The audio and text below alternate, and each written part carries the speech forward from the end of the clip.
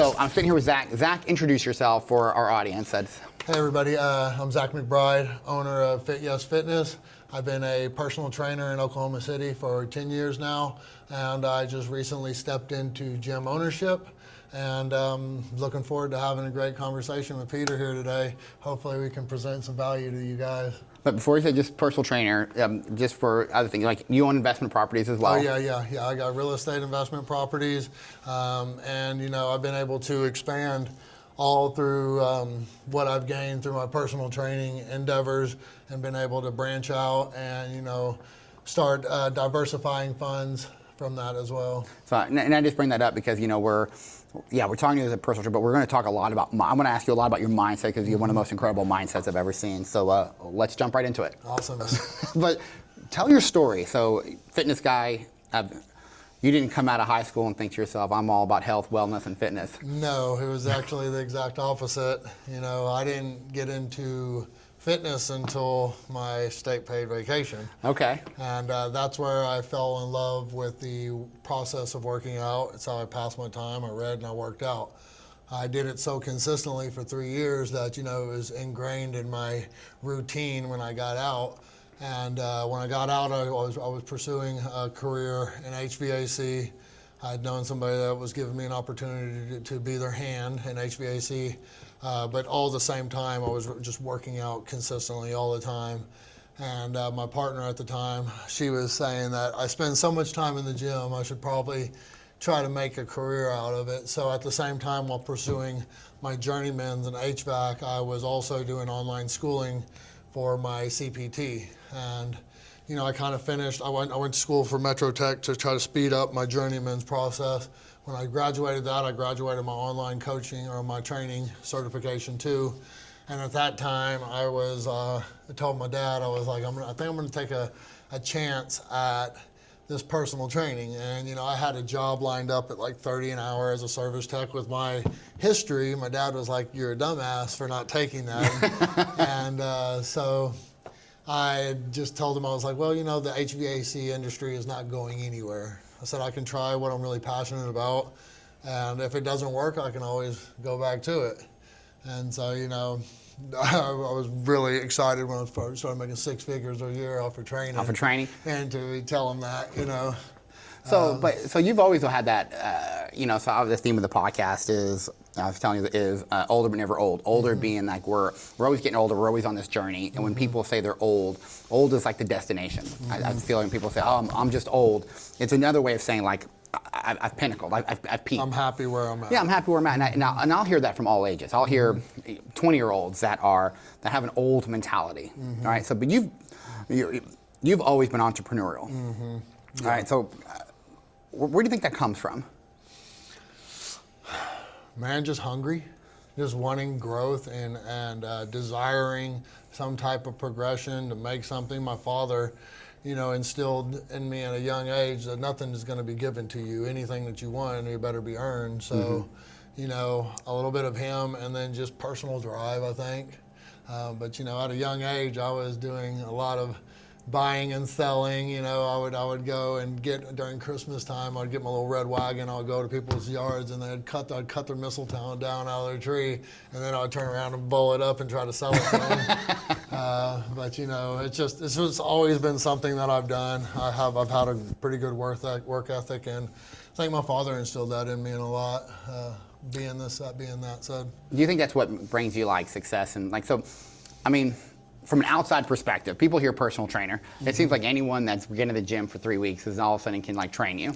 Yeah. And I know it's in my industry or like in real estate and investing, it's frustrating when you see like, so, I mean, but you're good. You're really good at it. And you have like an amazing clientele. Yeah.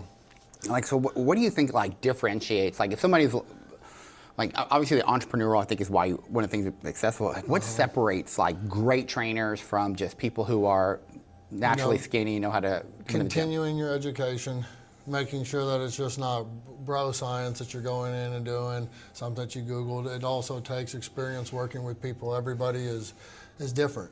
And so you can't just a lot of times when people start training, they just train everybody like they train themselves.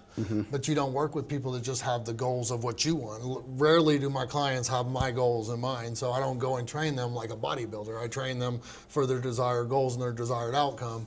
And I think being able to differentiate each person and how to train them or approach it differently really sets you apart. And then educating your clients while going through it. And in order to educate your clients in why we're doing something, you have to be educated in that as well. Anybody can go take anybody through a normal little workout, but can you keep them safe? Can you properly progress them? Can you monitor and cue correctly? Use your words to make people move their body instead of getting in there and do it themselves. Yeah. But gaining confidence through your own personal education endeavors, is a big one. Continuing education, learning, because the more you educate yourself, the more confidently you step into that space. And so I would say, continue education. Getting a mentor is always a good thing. I had a mentor, and I feel like he sped my learning process up tremendously. And I think that's always a solid to have. Whatever you want to do, find a mentor that's already successful in it. Yeah. And you'll cut your time down, way down. I agree with that. I do.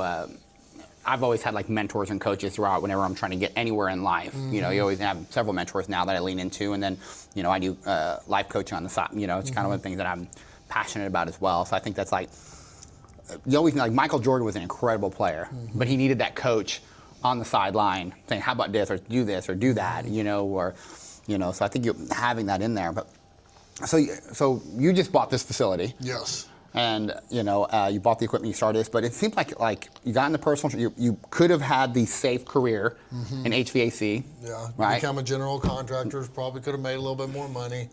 But just was, I'm really passionate about it. I know the effect that fitness and health has had on my life, just the way I maneuver, the way I hold myself, not just in the gym, but outside of the gym, the confidence that you get. And I love seeing people get that. Sometimes people walk in here looking really defeated in life and just not really confident and, kind of slumped over. And then after working with them for a while, them seeing themselves push through challenges one after the other, you build that confidence, and just seeing the way they maneuver differently, it's really important to me, and I find it very rewarding.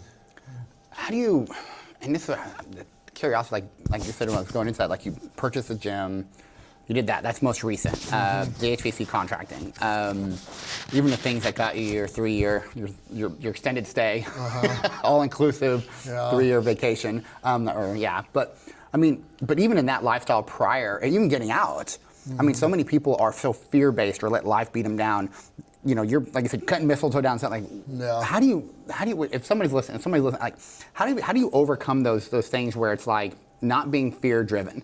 Like, so many people are afraid to make these decisions, do anything. Positive self-talk. Stop talking about why you can't do something and focus on what you can do. And that's all you need to focus on. If there's something that you can't do, you're just wasting time. Repeating that. Like I tell my daughter routinely, I don't want to hear what you can't do. What can you do? Yeah. I've asked you to do, I can't do this. Well, what can you do? Don't tell me about what you can't do. Tell me what you can do.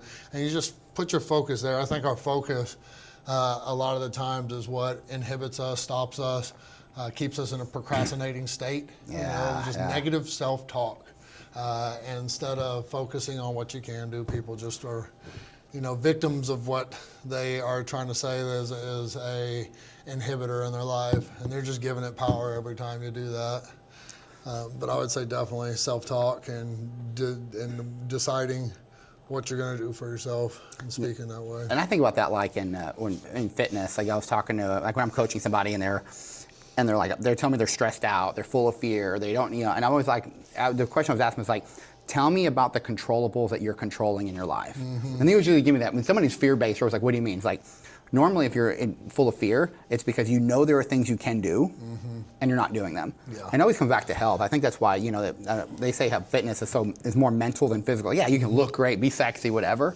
But I think that there's that, it's something you can control in your life, and even if everything in the whole world be chaotic, you can get up and do 10 push-ups, 10 sit-ups. You can implement some discipline and choose and focus on yourself and bettering yourself. I think people get so caught up in what other people are doing and watching other people live their life and do this, that they're so busy watching that they can't do anything for themselves. They're too preoccupied watching other people do things. So when you have an entrepreneurial spirit, would you say? Absolutely. So what do you think, what feeds that? We've hit it a couple times, I think. But yeah, man, I just desire to be better, have something, Also, I want to be able to leave my kids with some stuff. I want to be the first one to. I've said it multiple times. Like I'm trying to have something more to hand down to my children than I was given. Just having that's a big one.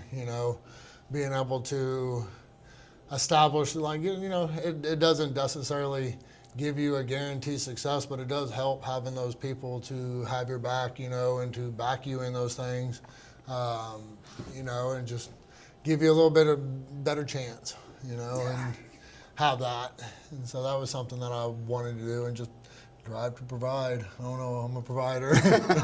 No, I fully, my wife and I, we talk about that. And, Tara and I, and it's like, we've always wanted to create that platform so that our kids have a higher place in life to jump off of than we did. Yeah. And then we teach them, and your responsibility is to create an even higher platform. Yeah. Don't get old.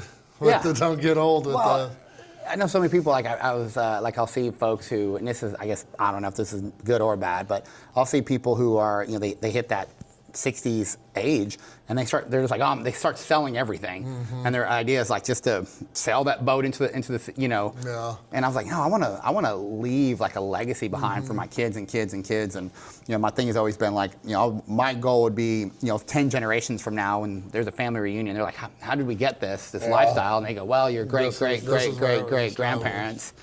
So they created this. That's always a good one, a good feeling to have and to think about for sure. I also, having that, you want to make sure that you teach your children to value what they got too, make them earn it. That's a big one as well. It's just making sure that they can step into that responsibility and handle it because you prepared them for it. So I'm going to switch to fitness for a second. What is the worst fitness theology that's total bullshit, total myth that you hear the most from new clients? Oh, just extreme approaches, whether it be some type of extreme dieting, feeling like they need to do cardio, or the gym is where they're going to lose their weight. In the gym, that's where I need to come in here and you need to kick my ass for an hour. I need to burn 500 to 600 calories within this workout to see progress. And I try to convince people that we don't come to the gym to lose weight. We come to the gym to get stronger, which in turn will make your metabolism higher. But where you lose your weight is through diet and lifestyle. You can't do this alone without changing anything about your daily routine and expect to see progress. I don't care, if you work out 6-7 times a day or a week, if you're not moving your body or eating properly or even paying attention to your food, you're not going to see progress, whether you're trying to lose fat or gain muscle.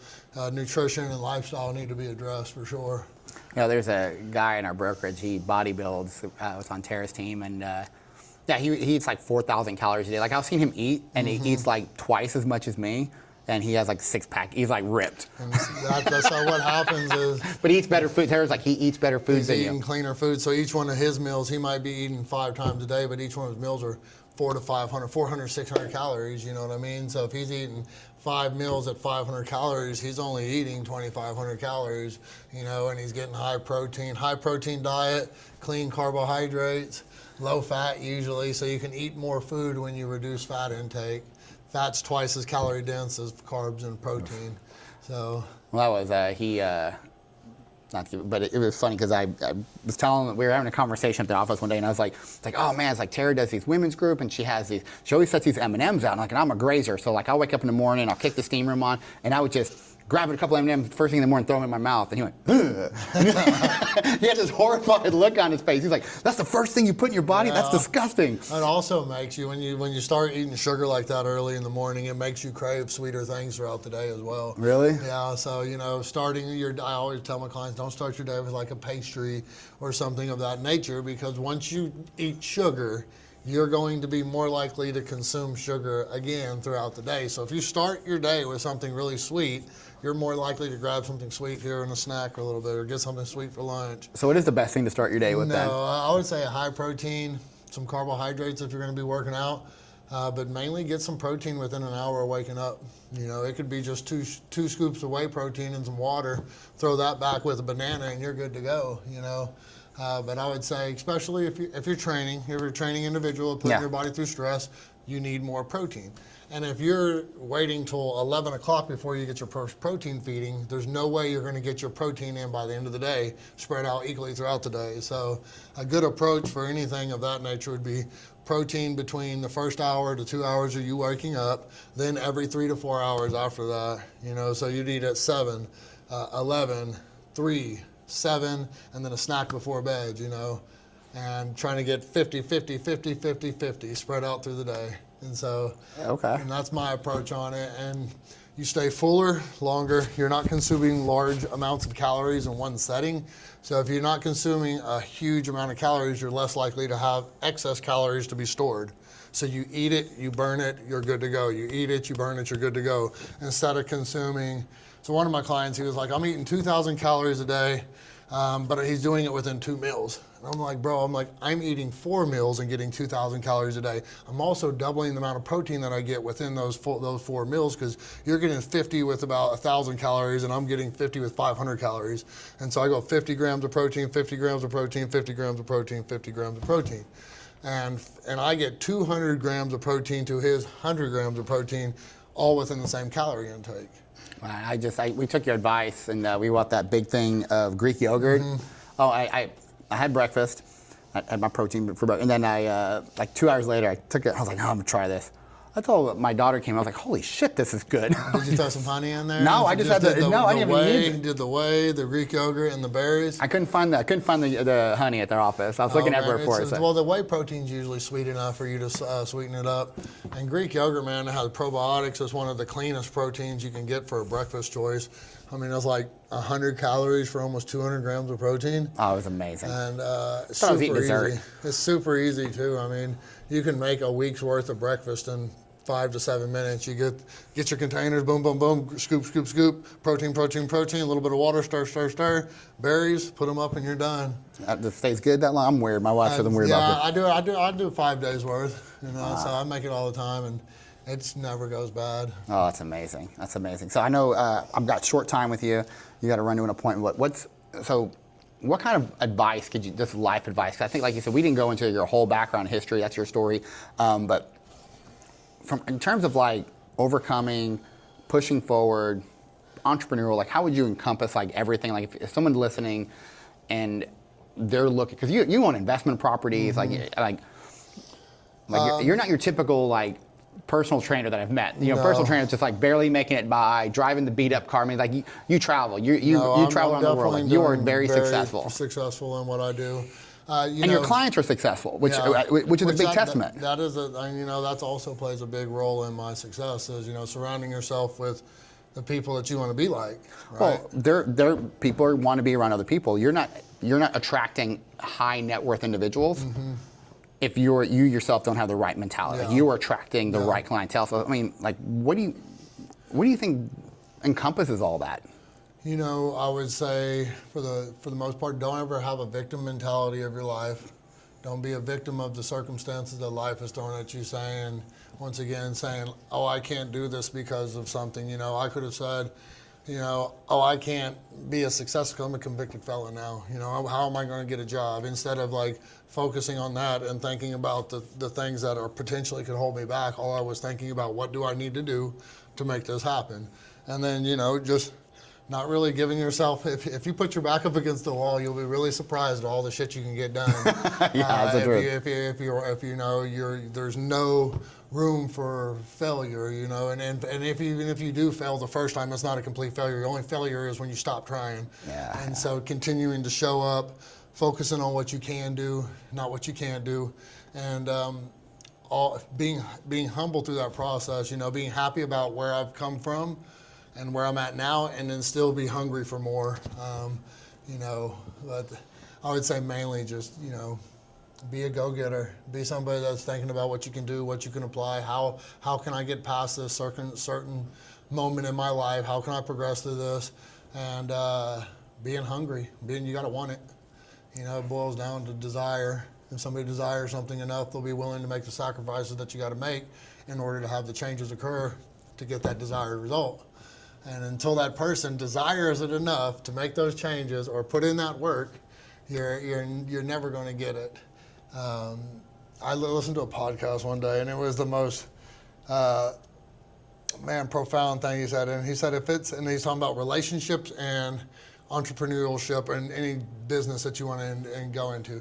If it's not a fuck yes, it's a fuck no, because that's good. If it's like, oh, I guess I'll do this, you know, you don't have the commitment to it to make it work. Relationships are hard. It needs to be a fuck yes because you have to work through things. Entrepreneurship is very hard because there's a lot of time and effort that you got to put in that you're not getting anything shown for, right?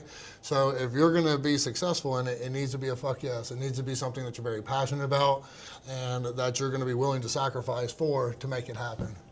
And that one really stuck with me. That one really stuck with me, man. If it's not a fuck yes, it's a fuck no. Oh, I think I'm gonna title this episode. It's not fuck yes, it's a fuck no. Hell yeah. I love it. I mean, just think about it. Ask yourself that question, and then, you know, it can be applied to a lot of things. Oh my God! I think almost everything. You know, Tara always uses that scripture. She always says, "If it's not neither hot nor cold, so I spit you out." So it's like there's no lukewarm in our life. We're either on or off. We're gonna be hot on it, or I don't want to be around. We're not gonna fuck with it. Yeah. So if somebody wants to, someone's local here in OKC, how do they find you? How do they find your? If they just want to look for a great private serious facility to work out, or for personal training, or you said your wife does massage therapy here as well. How do they find you?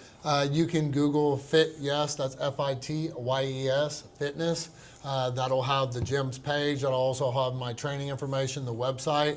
You can find me on Instagram at Zach McBride _ is my personal training page, and the gym's page is FitYes Fitness. You should be able to find both of those under there. Any questions? And I'll put all the links on this as well. Yeah. All right, cool. Thanks. Man, I appreciate it, man. Yes, sir.